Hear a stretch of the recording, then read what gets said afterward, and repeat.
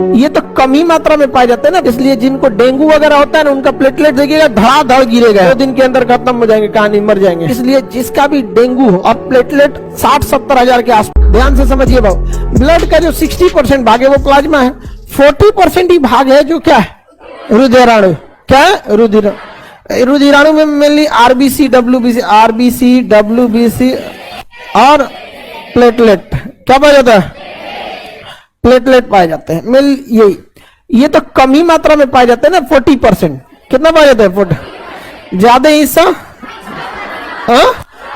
Plasma होता है। क्या होता है? उस पे से भी प्लेटलेट 7 दिन में खत्म हो जाता है, डब्ल्यूबीसी 4 दिन में, आरबीसी 120 दिन में। आरबीसी 120 दिन में आपके शरीर में जो प्लेटलेट बनता है प्रतिदिन लगभग 30,000 बनता है, और प्रतिदिन 30,000 पुराना वाला खराब हो जाता है।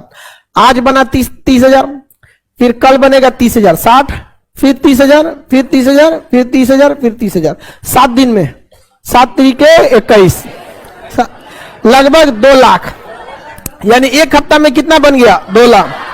और फिर अगला 8वां दिन 30,000 बनेगा, पहले का 30,000 मर जाएगा। फिर ऐसे ये एक साइकिल चलती है। इसलिए जिनको डेंगू वगैरह होता है ना उनका प्लेटलेट देखिएगा धड़ाधड़ गिरेगा यहाँ पर, क्योंकि नया बनना रुक जाता है या फिर धीमा हो जाता है, और पुराना तो मरेगा तेजी से यहाँ पे धड़ धड़ धड़ धड़। इसलिए जिसका भी डेंगू हो और प्लेटलेट 60-70 हजार के आसपास है, तुरंत एट ए टाइम एडमिट हुई है, एट ए टाइम एडमिट। क्योंकि जो 60,000 दिख रहा है ना, शाम को 30,000 हो जाएगा और अगले दिन 15,000 हो जाएगा, 2 दिन के अंदर खत्म हो जाएंगे, कहानी मर जाएंगे।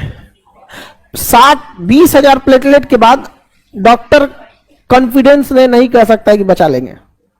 जब आपका 30,000, 20 से 30,000 होता है ना, डॉक्टर कॉन्फिडेंस खो देता है अपना कि बच पाएगा कि नहीं। क्योंकि जिसको 30,000 देख रहा है, अगर थोड़ा बहुत आगे पीछे हुआ तो सीधे वो 5,000 पे आएगा, सीधा जाएगा 5,000। उसके बाद तो उठाना मतलब 0.1% लोग के पास में होता है। कुछ कुछ लोग बच जाते हैं, क्योंकि ना क्या होता है, बहुत तेजी से बनता भी है, तेजी से बनता भी है।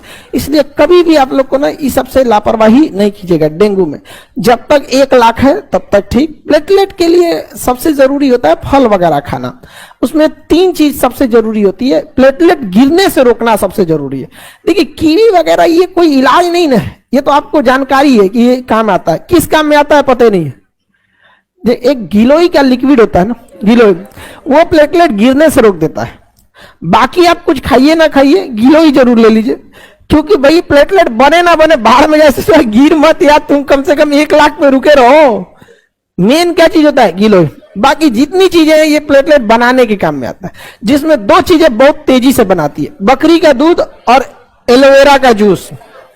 बाकी कीवी, पपीता, फल फूल ये सब चीज ठीक है, लेकिन मेनली गिरने से कौन रोकता है? गिलोय। पहले आपको गिलोय बढ़ाने के लिए आप बकरी का दूध सबसे इंस्टेंट तेज बढ़ाता है, क्योंकि उसमें आपको पचाना है नहीं, सीधे गया रेनिन पेप्सिन मिला यहाँ पे, दाद उसको पचा दिया यहाँ पे। और एलोवेरा का जूस। बाकी कीवी भी ठीक है, कितना काम करता है वो भी ठीक है, लेकिन ये सब कितना नहीं है, बहुत महंगे आता है। बकरी का दूध तो और महंगा आने लगा है। हाँ, वो तो महंगा है। आपको इकोनॉमिक्स में पढ़ाए थे कि अचानक डिमांड बढ़ने से कोई चीज महंगी हो जाए, तो ध्यान से समझिए। बोलिए, जरूरत से ज्यादा बढ़ जाएगा प्लेटलेट तो भी दिक्कत है।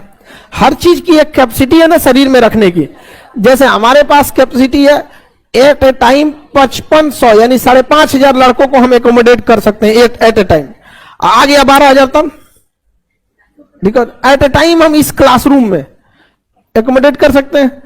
तो वैसी हर चीज की अपनी एक कैपेसिटी होती है। उससे ज्यादा हो गया तो दिक्कत होगा, थोड़ा बहुत ज्यादा होगा तो एडजस्ट हो जाएगा। लेकिन आपका 2 लाख है, अब 12 लाख हो जाए तो दिक्कत है।